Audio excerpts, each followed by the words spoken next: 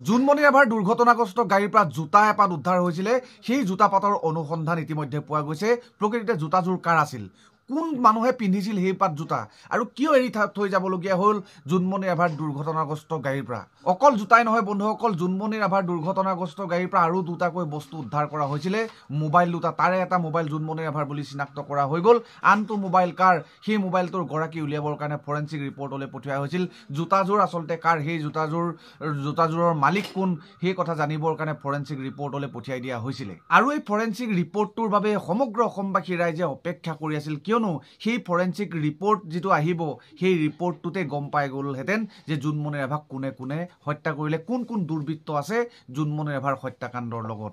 বন্ধুসকল, আপুনি জানে নাইবা অসমবাসী ৰাইজে জানে, জুনমণি ৰাভা এগৰাকী সৎ, এগৰাকী সাহসী, এগৰাকী পুলিচ অফিচাৰ আছিল। গতিকে তাৰ উদাহৰণ মই আপোনালোকক বেলেগ ধৰণে দিবলৈ দৰকাৰ নাই, কিয়নো আপোনালোক সকলোৱে জুনমণি ৰাভাৰ বিষয়ে জানে। গতিকে তেনেকুৱা এগৰাকী সৎ, তেনেকুৱা এগৰাকী সাহসী পুলিচ অফিচাৰক নাইবা আৰক্ষী বিষয়াক নিৰ্মমভাৱে হত্যা কৰা হ'ল।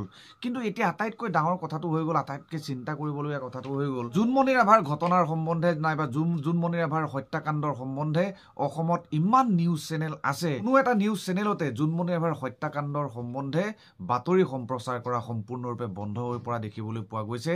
অসমৰ নিউজ চেনেলবোৰত আমি কেতিয়াকে শুনি পাম যে জুনমণি ৰাভাৰ দুৰ্ঘটনাগ্ৰস্ত গাড়ীৰ পৰা উদ্ধাৰ হোৱা মোবাইলৰ গৰাকী ওলাই গ'ল, জুনমণি ৰাভাৰ গাড়ীৰ পৰা উদ্ধাৰ হোৱা জোতাযোৰৰ মালিক ওলাই গ'ল, জুনমণি ৰাভাক হত্যা কৰা হত্যাকাৰীকেইজনক উচিত শাস্তি প্ৰদান কৰা হ'ল। এতিয়াতো বহু লোকে ক'ব বিচাৰে জুনমণি ৰাভাৰ পৰিয়ালটিক এঘৰীয়া কৰা হৈছে। বহুত মানুহে ক'ব বিচাৰে যে জুনমণি ৰাভাৰ ন্যায় বিচাৰি অসমৰ জাতীয় দল সংগঠনবোৰে একত্ৰিত হৈ পেলাই যেনেকুৱা ধৰণৰ সহায় আৰু সহযোগিতা আগবঢ়াব লাগিছিল জুনমণি ৰাভাৰ মাতৃক, তেনেকুৱা কোনো ধৰণৰ সহায় সহযোগিতা দেখিবলৈ পোৱা নাই। সেইটো কাৰণে মানুহৰ সন্দেহৰ ভাৱ এটা সৃষ্টি হৈছে যে জুনমণি ৰাভাৰ যিটো হত্যাকাণ্ড, এই হত্যাকাণ্ডৰ ঘটনাটো মানুহে অলৰেডি পাহৰি গৈছে নেকি? আৰু যদি পাহৰি যোৱা নাই, তেতিয়াহ'লে একেবাৰে নিমাত কিয় দেখিবলৈ পোৱা গৈছে?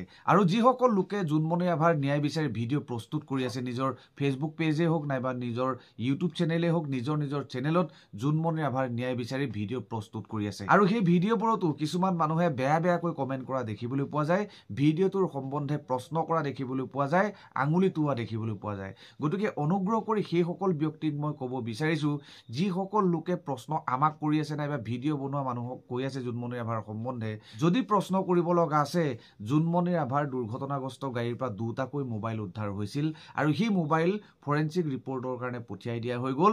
ফৰেনচিক ৰিপৰ্টৰ পাছতো সেই মোবাইলৰ গৰাকী কোন এতিয়ালৈকে উদ্ঘাটন কৰিব পৰা নাই।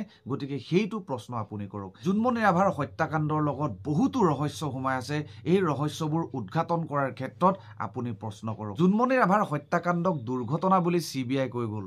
গতিকে য'ত প্ৰশ্ন কৰিব লাগে তাত প্ৰশ্ন কৰক।